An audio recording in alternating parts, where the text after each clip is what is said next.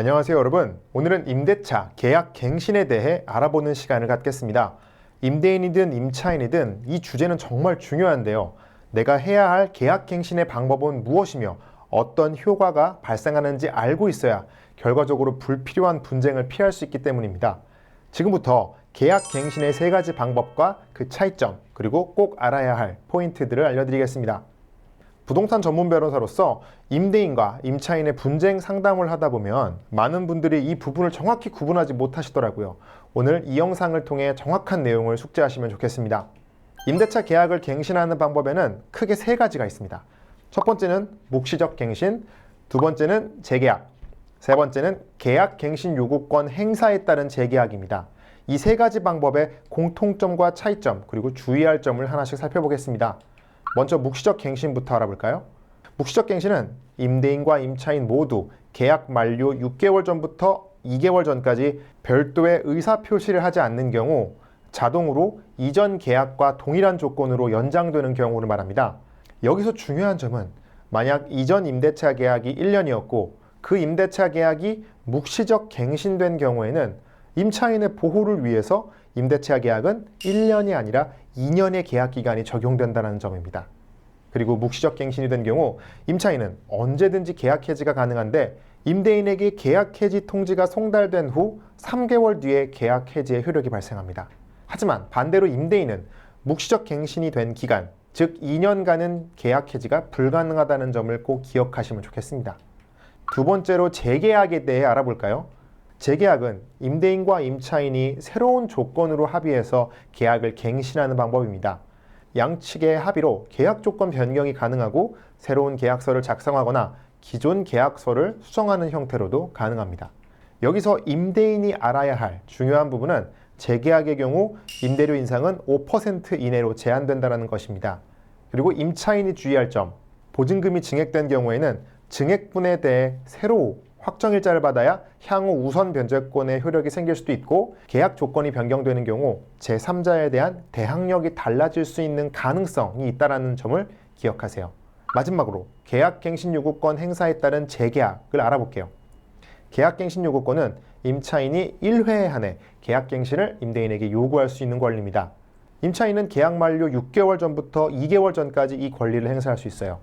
그렇게 하면 2년간 계약이 연장되고 임대료는 5% 이내로만 인상이 가능합니다. 그리고 임대인은 정당한 사유 없이 계약갱신을 거절할 수 없다는 게 중요한 특징이에요. 하지만 주의할 점이 있습니다. 이 권리는 임차인은 한 번만 행사 가능하고요. 그리고 이 경우에도 묵시적 갱신과 마찬가지로 임차인은 언제든지 계약 해지가 가능한데 임대인에게 계약 해지 통지가 송달된 후 3개월이 지나야 계약 종료의 효력이 발생하고 임대인의 경우에는 계약갱신 요청에 따른 연장된 계약이 끝나기 전에는 일방적으로 계약 종료를 주장할 수 없다는 점을 유의하시기 바라겠습니다. 자, 이제 3가지 방법의 차이점을 비교해 볼게요. 1번, 먼저 계약 조건 변경이라는 측면에서 보면 묵시적 갱신은 조건 변경이 불가능하겠죠. 재계약과 계약갱신 요구권 행사에 따른 재계약은 임대료 5% 이내에서 인상이 가능합니다. 2번, 계약 기간을 보면 묵시적 갱신과 계약갱신 요구권은 2년입니다. 다만 재계약은 당사자들의 합의에 따라 결정할 수 있지만 만약 임차인과 임대인이 2년보다 짧은 계약 기간으로 재계약을 체결했더라도 주택임대차보호법에 따라 임차인은 나중에 2년의 계약 기간을 임대인에게 주장할 수 있습니다. 이는 임차인 보호를 위한 강행 규정이기 때문에 임차인의 주장은 법적인 효력이 있다는 점을 인지하시기 바라겠습니다.